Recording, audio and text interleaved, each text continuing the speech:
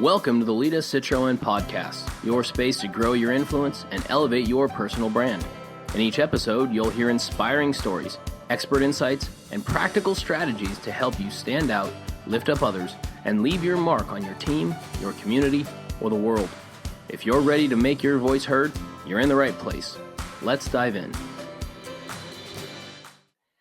Well, hello, friends, and welcome back to the Lida Citroën Podcast. If this is your first time joining, welcome. I hope you enjoy today's conversation and will join us again.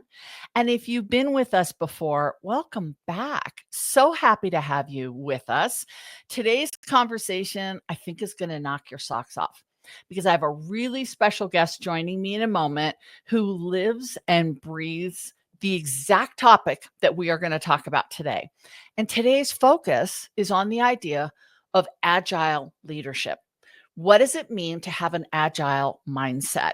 And any of you in the tech field, I am not talking about agile, the process management system. No, you do not want me around technology. But I am talking about the mindset or the approach of agility. What does it mean to have agility in your DNA such that whatever comes at you, you're willing and able to adapt to? So in my new book, The New Rules of Influence, I actually focus a lot on agility. It is one of the new rules. And I shared this in the book. Be agile and learn to grow. As the world changes and grows and morphs and matures, as your ideas form and shape and retool, you'll need to be flexible and adaptable to ensure your vision comes to life as intended. To have influence means having a learning and agile mindset and being open to changing markets, new needs, new audiences, and new technologies where your influence must live to thrive. And I think all of us, whether you're an emerging leader, you're an established leader, you have no aspiration to be a leader, you just want to make sure that you stay relevant in your field. I think all of us can look at some time in our life when we've had to be agile, whether it was going through something personal like a marriage or a divorce, the birth of a new child, or sending your child off to college. Our worlds change. And in our personal life, we know that we have to rise up and meet that challenge, or we're going to have issues. In our professional life, we might get promoted into a position where maybe we're a little uncertain, or we might get laid off, or we might start a business. There's so many times when either life throws us the curveball, or we know the curveball is coming, right? We know our kids may one day go off to college and leave us, which is devastating and unfair in many ways, but it is a part of life and we're supposed to celebrate it.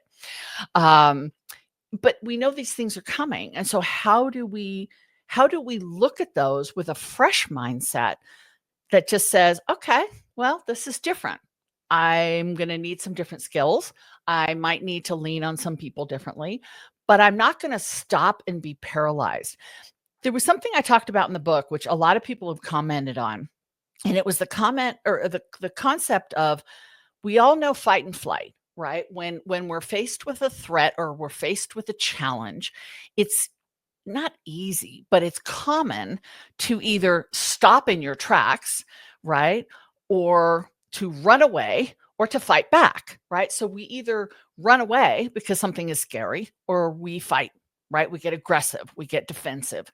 But there's actually two other forms of response to threat or something that's unexpected, and that is freeze or fawn. And I hadn't heard about these two, but somebody very close to me brought them up, and I thought they were fascinating, so I included them in the book. The freeze response is literally to go paralyzed, right? Markets have changed. My company is, upsizing or downsizing.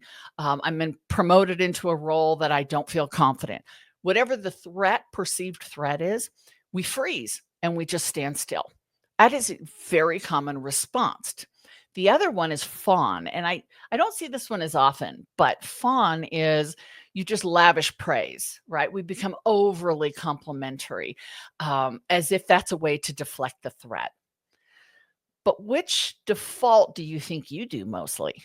I mean, think about the last time you faced a major change, which could be perceived as a threat to your day-to-day routine, a threat to your health and happiness, a threat to your career. Did you run away and pretend it didn't happen, right? Just ignore it. Did you get very aggressive and defensive and try to fight back? Did you stop in place and just kind of panic internally? Or did you use these overly fawning responses to try to work your way through it? Any of them are very common responses, but they're not agile responses. What we want to look at today is the idea that to have influence, we need to be flexible. We need to be able to ride the turbulence. I remember once being on a plane that had a lot of turbulence, and I luckily was sitting next to a flight attendant who was off duty, but she could see that my face went white and I was gripping the armrests. And she said, here's a way to think about turbulence in an airplane. She said, imagine you're in a boat riding waves.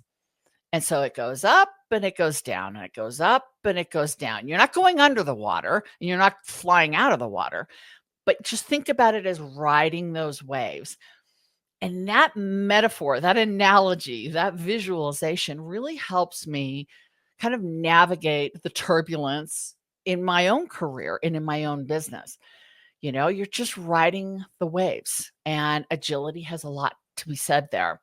We're also going to talk, because my guest knows a lot about this, about executive presence and how we carry ourselves and how the old models have really changed, which is something I'm passionate about, and the power of narrative. Because how we tell our own story, as you know, if you've watched me or you've followed my work, how you tell your story is what other people use to tell your story. So, without any further ado, and with all of that framing, I would like to introduce you to my special guest today. I met Bobby, what was it, about 3-4 years ago at a conference in New York City.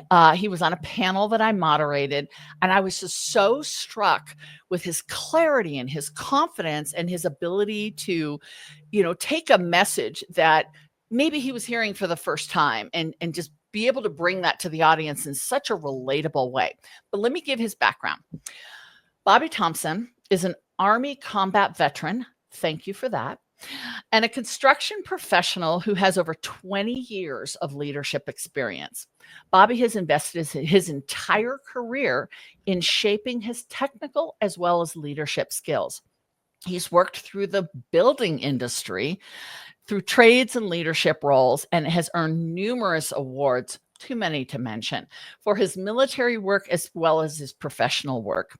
He's a sought-after speaker on the topic of leadership, workforce development, and team cultivation.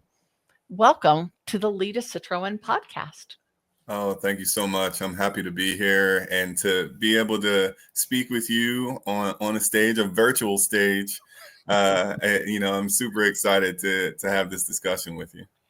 Well, I am as well. And, let's just dive in. So today's conversation is really focused on agile leadership. I've kind of given my definition, and the work that I do and how I approach it. How do you approach the idea of leaders needing to be agile? Well, I'm listening to the freeze and fawn conversation, and I'm listening to what do you do when you're up against it? Because that's what really matters, right? And a lot of folks sit in indecision for far too long. And that indecisiveness, that inability to react or to remain flexible and in the ebbs and the flows of the day-to-day, that life is gonna punch you in the face. It's what life does in the business world or in the personal world. It's what it does, right? It throws curveballs and all types of obstacles in your way. And so for a leader to be agile, they need to understand that being quick on your feet is a multiplier. Because while everyone is in crisis mode, while everyone is trying to be woe is me about the circumstances, the true leaders that are able to take a team and get the desired or intended result are the ones that are thinking multiple steps ahead and have anticipated something like this to occur and already have a contingency plan or a soft plan in place. And those are the individuals that it almost seems like they had a structured plan for everything, but really that's from the hip. They've already kind of softly understood some of the circumstances, and they're responding in that soft plan in the moment to keep things moving forward. You can fail fast and move forward and get things done at an accelerated rate. And that's the difference, the quick and the dead. Wow. I mean, so many nuggets just in that I want to unpack. But what if the change is unexpected? Like, I mean, I don't know that many businesses planned for COVID, right? For instance, for how it was going to impact every industry across the world. You know, you're talking about being fast on your feet and having that, because I think what I hear from you is when you do that, people start to feel safe. People feel like somebody's got, the steering wheel. But what if you don't know? Is there any latitude in a situation like that for a leader to take a beat and process? How do you unpack that? Sure. I think some of the best leaders that I've had the benefit and privilege to be around, right? They are able to shift their strategies, and that's fine. Being able to shift your strategies are fine, so long as you're not shifting your values. And when you look at it that way, their keystone, right, their azimuth is always going to be in alignment with their core values. It's always going to be in alignment with their integrity. And so long as you're acting in that and you're responding in alignment with those things, you will always have the right course. You might start off in a specific direction and you might have to pivot yet again, but that small movement is better than being on your heels and just being stuck in your tracks. Because while you're doing that, the circumstances are potentially compounding themselves. And then it's like trying to run away in quicksand. You're not going to be able to be effective because you've taken far too long on your heels instead of a parry where it buys you some time. Your voice matters. My new book, The New Rules of Influence, shows you how to build long-lasting impact with authenticity, no tie or title required. Get your copy of the book today and start owning your voice. So I have a follow-up question then to that, because we do look to our leaders in times of uncertainty, times of fluctuation, times of change to have that strategy, right? Tell us what's going to happen. Right. One of the things I focus on is the idea of inclusivity, meaning listening to different views, bringing the right people into the room. To what degree, in your opinion, do you think leaders need to own the strategy and own the direction versus really open the platform, not so because they don't know, but because they want to make sure they don't miss anything? Open the platform to other people contributing. Oh, I think that is a required step. So universal buy-in is what gets things done. You can use commands, you can use pressures, you can use any form of motivation to get a team to execute on things. But when they have buy-in, when they understand the why, and they fully understand and are motivated themselves, they're intrinsically motivated to get things done, that is when the team is on autopilot and successful. And essentially you're just giving them the opportunities to perform. You're no longer forcing performance. You're providing opportunity for them to show, improve, and perform. And in order to do those things, in order to get that buy-in, it also takes a bit of agility, because you need to be able to communicate using different leadership styles to the needs of those team members, because each team member is motivated and needs certain things in a leadership style than others.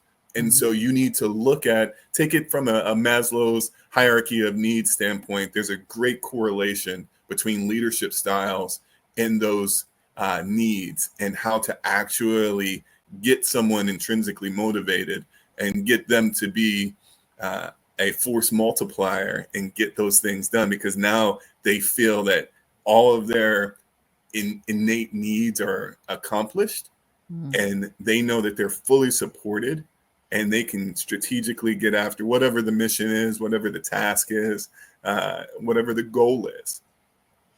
Well, and I like that you're saying, buy-in, and it's like collaboration. What we're not talking about is consensus, right? We're not saying everybody's going to agree with what happens, but if I feel that my voice was heard, if I feel that you really listened to me, and you may ultimately make a different decision because you're the boss, but if I feel heard and seen, then I have a higher likelihood of buying in to whatever the decision is.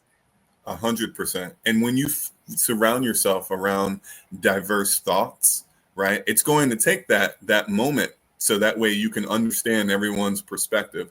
And that's where you get a truly well-developed plan in place, or a really truly well-gelled team to move forward, because you have these diverse minds and coming up with these different perspectives and different schools of thought, potentially. And then you're getting each of them to buy in, and you're getting each of them to bring those strengths from those different walks of life and perspectives all together in unison.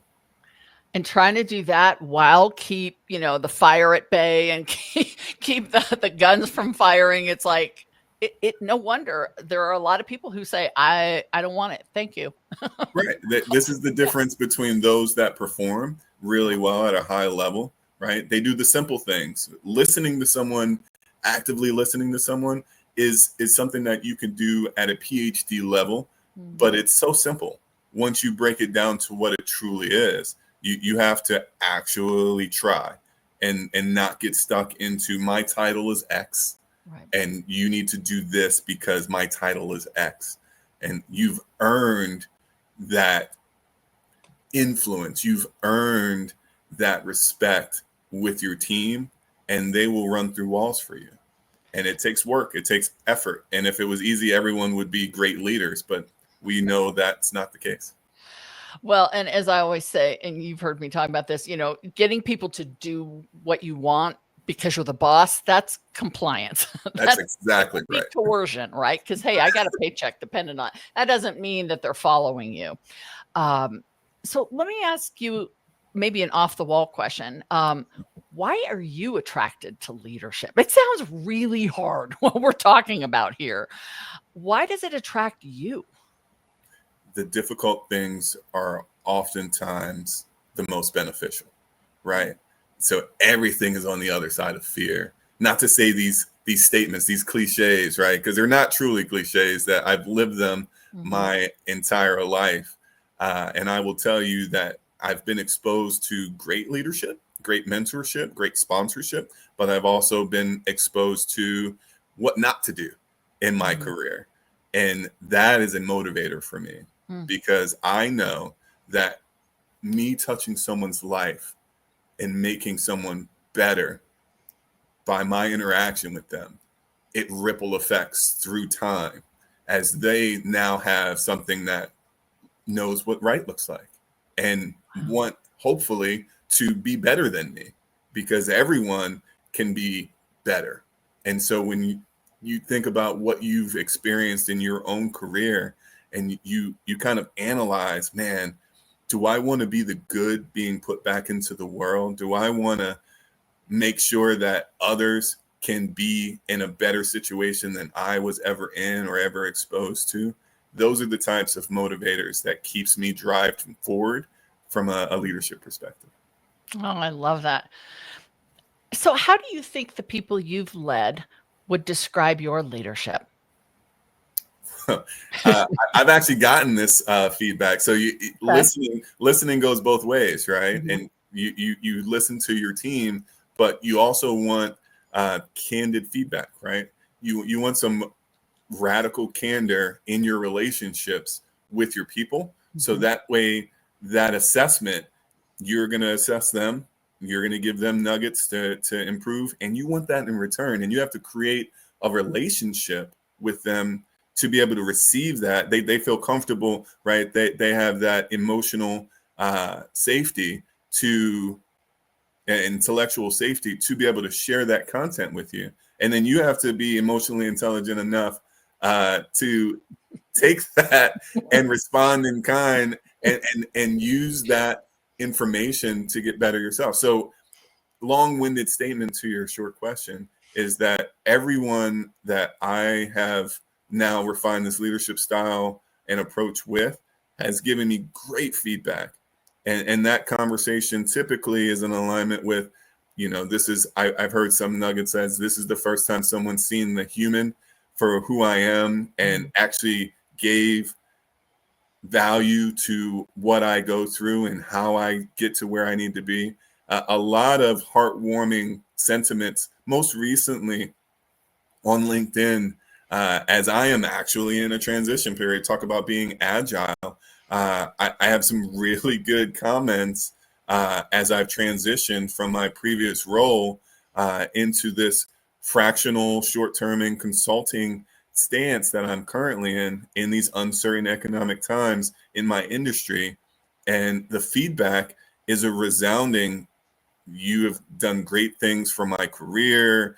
You've done great things for the industry, and we can't wait to see where you're going next. Things that are positive. So it lets you know that you're on the right track, right? Because that's what you want. And when you're in what should be some of the lowest times in your career, like uncertainty, I was not expecting a reduction in force as a national home builder, and it seems that there are several of them that are doing it. It came by surprise, and to get the support from all of those folks that have been in my network or sphere of influence, and it be a positive one, I can only say that the response to my leadership is a positive and one that is grateful for having known or experienced my leadership and looks forward to doing everything that we've worked on together. I love that. Thank you for letting me throw you a curveball question. For sure. So you mentioned something about job title a few minutes ago. So let's talk about how a lot of people think that influence and leadership comes with a job title or a rank, right? Right. What are your thoughts on that? You know my position. What are your thoughts on that? So I share a similar perspective that you do, is that just because your title is X or your rank is X, it does not make you a leader. It means that you've, through the crucible, either you waited it out and you just were in the pecking order, or that it was just your turn, or that you are indeed a go-getter and have upward growth trajectory and you've earned where you are. But that doesn't still not make you a leader. Or you could be an informal leader. You could be someone who is a leader that has zero title, zero rank, but everyone notices your influence. Everyone takes heed of when you are making decisions or your input, you're adding content into a conversation. That in and of itself is nothing tied to your rank. It's nothing tied to your title or company. It's all tied to how you make people feel, right? And how you get things done for them in a positive way. And being helpful and being influential are what wins the day oftentimes.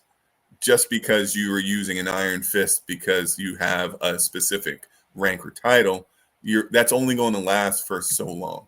But as we were talking about earlier, when folks have buy-in and they have that motivation that you've kind of stoked the flames in them to do the things that you are trying to get accomplished, either as a team or a company, those are the things that are longer lasting. And when it gets hard, because it will inevitably get hard, when obstacles are thrown in their way, those are the ones that are going to overcome those obstacles and not just hit a wall and stop and wait for the next whipping from the person who has the reins.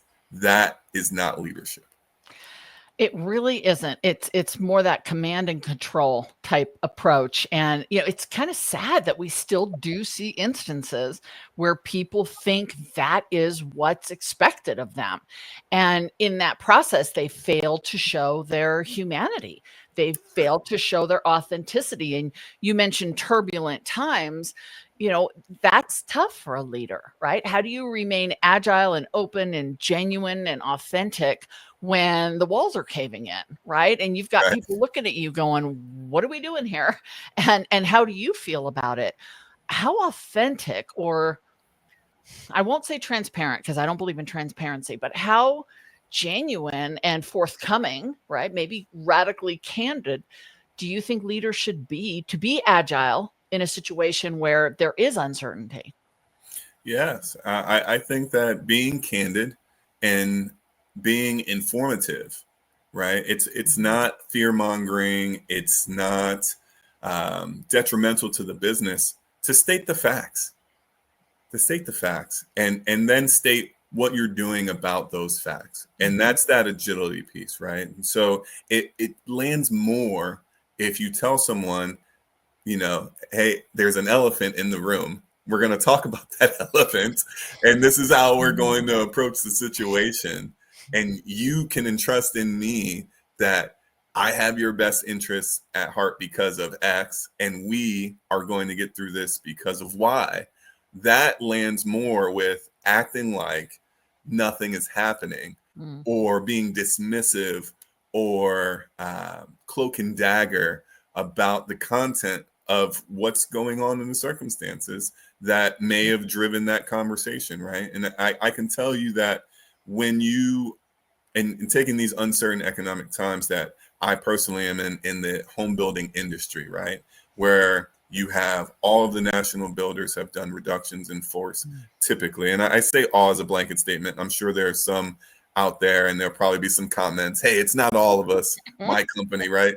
But a large amount of national builders have done a reduction in force in almost what seems to be a downturn stance when there is a high demand for housing. We're still in a housing crisis, right? The economics of supply and demand and obtainable housing aren't where they need to be. The prices are high. The actual supply of building materials and all of the things that go into building a home are being impacted by circumstances beyond the builder's control. And so when you're looking at all of this, being able to identify and say, hey, you know what, folks, this is what our strategy is, and this is why we're doing the things that we're doing, and this is how we're going to get through this. That lands. That absolutely lands. And in an earnings call, Toll Brothers CEO Doug Yearley addressed the conversation about tariffs and what that company is doing when it relates to tariffs, right? And almost every earnings call right now from all of the builders who are public are talking about the shortfall on sales and the lowered margins that they've had to take because folks are not feeling comfortable making the most largest emotional asset purchase in their life, right? And so that's a thing that you have to navigate. And in order to do that, you have to make sure that everyone that is impacted by those decisions that you're making as a business understand what's going on, and you're being informative about the situation. So informative, I hear strength, I hear courage. What about the soft and gooey? Is it ever okay for a leader to say, yeah, I'm scared too? Yeah, that's the human side of it, right? And so, yes, I say unequivocally yes. Emotions are not a bad thing. We all need to process emotions and know how to operate and functions in those emotions, right? Do it scared. You could be scared. Do it scared. You could be angry. That's fine. You need to process that anger and then still get it done. Love that. Love that. So, this is maybe a really bad segue because I don't want to go from anger to, I wanted to ask you about your military career.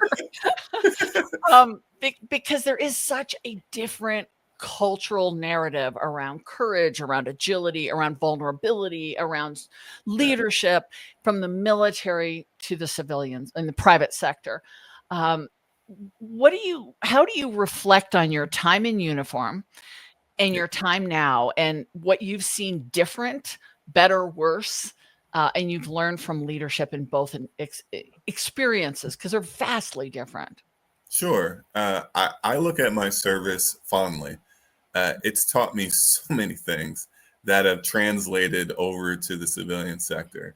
And for those folks that are in the civilian world and they run businesses or they work for businesses, if you haven't tapped into the military service member talent pipeline, you're doing a disservice, because all service members come with, and you know this with your outreach in the service community, Lida, is that we all have an exorbitant amount of soft skills that are honed through the crucible, right, of service.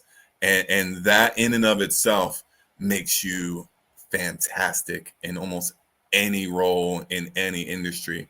But me personally, when it comes to leadership, one of the fundamental attributes from a leadership necessity that I actually learned from the Army, and that's the whole human concept. They call it the whole soldier concept, but it's the whole human concept, is that you're more than just whatever job you're doing. Each person is more than just whatever the job is that they're doing. They have a personal side that fully influences their professional side. And if the personal is not jiving very well, the professional can't jive very well. So you have to invest in their personal development. You have to invest in their health. You have to invest in their family circumstances that are currently impacting them, their pets. You have to know your people. And in order to know your people, you have to do an investment of time to explore who they are and what they need. And that kind of ties back to the conversation that we were talking about earlier with Maslow's hierarchy of needs. If I know that you need security, I'm not going to use an aggressive stance to kind of get things done with you. It's going to make you unnerved. Instead, I'm going to do the compassionate and growth side of leadership styles with you to make sure that you understood that you are heard and that I care about what your circumstances are. And that is going to drive you forward. And all of that, I said exercise, I guess, in those skills came from military service, because it's one of the only places that you can get assigned to lead a bunch of individuals that on paper have no business being with one another, because they're from all shapes, sizes, walks of life, economic, social stances. It's one of the only places I think that still right now is the true melting pot of the world that we live in today.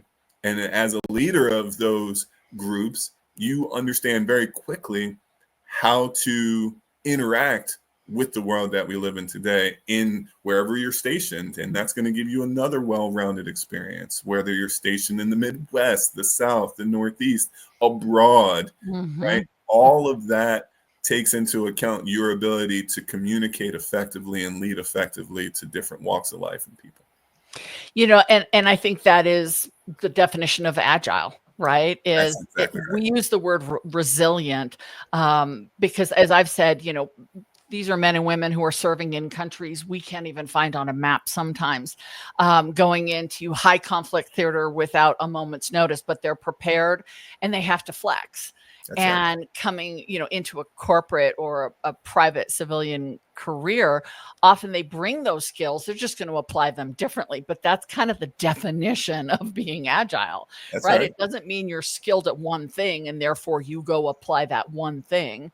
It just means that you're able to take those tools and use them differently if you need to. That's right. And I think that the how do you get to Carnegie Hall? You practice. I think that from a service standpoint, it's well drilled, right? And well practiced. All of the things that you need to execute on are, even down to the basics, are practiced a lot, right? And so if you replicate that, and I certainly have, and this kind of ties into being a leader, you have to also be a lifelong learner, and leaders are readers, right? You have some phenomenal books, Lida, and I will tell you that I've been a huge fan since I've met you, but taking that content is sharpening your axe, right? It's sharpening your chainsaw to then do the jobs that need to get done.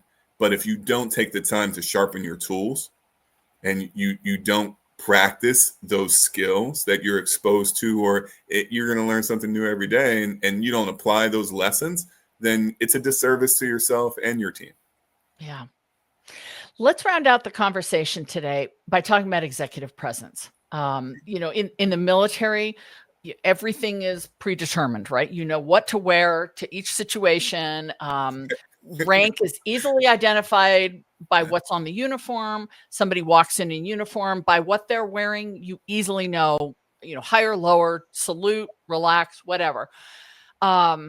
That was kind of a narrative that was playing out in the civilian world too, right? You had to look a certain way, and that involved your presence. You had to carry yourself a certain way and speak with a certain level of formality and scripting in order to be heard.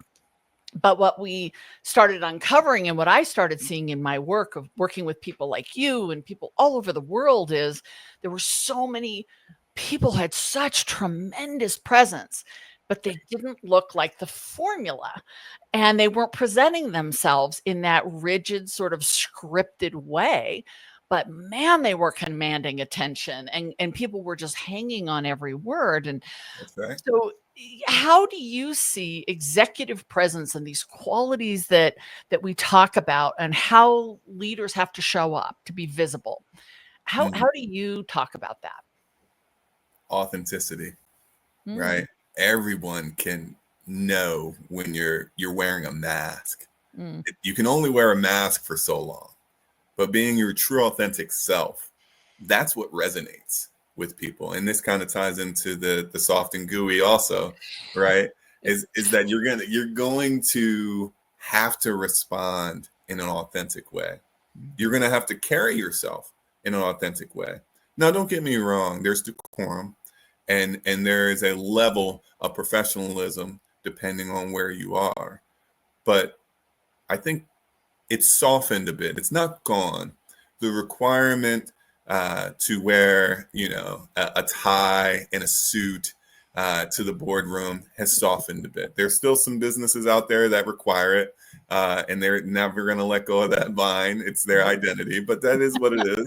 If you choose to work in that company, that is what it is. It's part of their culture, right? And that's how I take that, is that it's a cultural thing that they've chosen to do. But it's not. It doesn't mean that you're an executive. You can put a suit on all you want. You can put a tie on all you want.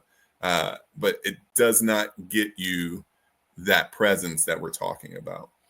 That presence is in the actions and the conversations, in the authentic way that you show up and interact with people and get things done at the end of the day.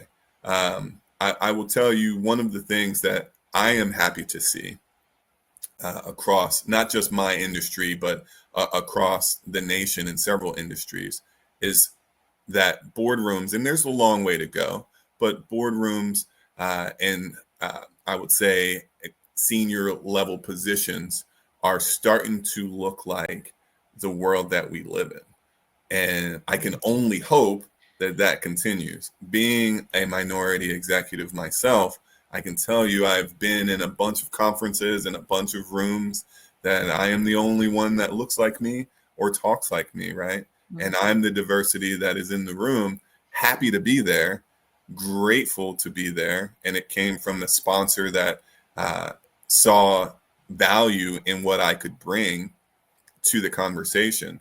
But I think opening up the idea that you don't have to be a clean shaven guy to be an executive, right? That which used to be a thing. In a red power tie. And a power tie, that used to be a thing, right? Yeah. But now it's what do you bring? What is the value that you bring to the conversation from a business standpoint? That's more important than whether or not you are cleanly shaven or you have facial hair. It doesn't diminish your executive presence. The content and authenticity and how you get things done is what matters. The content of your character, as has been said, we should be judged by. Why does that sound familiar? And that goes for women too, right? Or 100%. people who aren't from this country, or people who have different cultural backgrounds. It's like, that's when we become richer and better, and we can grow and innovate when we hear from different voices and not be afraid of them. And that's what excites me so much about the fact that the old model of executive presence has moved aside is it does create space for so many different perspectives, which the leader ultimately gets to make that decision. But taking all that in just is informative, like you've said a few times. And I think authenticity is definitely a part of that. As you know, I use the word real because I think it's a little more grounded and gritty. But it's scary. It's scary to be real. It's scary to be authentic and ask for help and all of those things. But we know that as followers of some people and leaders of others, that asking for help is part of what makes us human beings and bonds us with other people who might want to ask for help. Yeah. Being able to say that I don't know, but I will find out is a superpower. Knowing what you don't know and then getting after what that is and making that weakness a strength is what will separate you from those that will put on airs or put on those masks and essentially never improve because they don't want to let on that they are lacking in a way, shape, or form. Right. Or perceive themselves to be lacking. That's right. So, Bobby, I know from experience, you and I could talk for hours. And I want to make sure that I ask this last question. Is there anything we haven't talked about today, either around the topic of agile leadership or about your background or strengths, that you want to add as a final thought? From a final thought, right, is that the innovative ways that we can get things done in the world that we live in today, it doesn't have to look like your grandfather's company or strategies. You have to be open-minded to the way that you work with folks, the way that you strategize these uncertain times that we're dealing with, right, from an economic standpoint, and really diving into what gets you to where you're trying to be. And if you don't have that person on staff, there are ways that you can acquire that expertise without ramping up your overhead. And fractional employment is one of those ways. So if you're liking what you're hearing today, right, know that there are experts like myself that offer these insights and these strategies and this essential assistance on a fractional basis, a part-time consultative basis.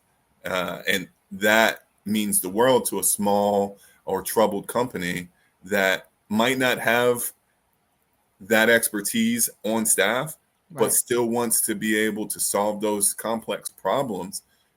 There's ways to do that now that once weren't available. You would have to spend an exorbitant amount of money on an individual that was over qualified to be a part of your company, and it wouldn't last long, right? And those strain the business. Or you would hire a firm from Manhattan to come down with 5 MBAs to tell you something that you already knew about your business, right? There are different ways to solve the complex problems now. So from a final thought, just open your mind to alternative ways to solve these problems, and you'll find out that you're supported by a community you didn't even know existed. Well, and that's part of being agile, right? 100%. Is to be flexible. Very nice. Thank you again. Wonderful to have this conversation. I can't even begin to think about what our listeners are getting in terms of the nuggets, right? I couldn't write them down fast enough. So I'm going to listen to this again. But I want to make sure that I thank my guest, Bobby Thompson. You can find him on LinkedIn. He's very active there. And reach out if you've got questions or comments or you want to have a conversation with Bobby. And as always, I wish all of you listeners health, happiness, and all good things. And I'll look forward to seeing you on the next Lida Citroën podcast. Thank you, Lida. Thanks.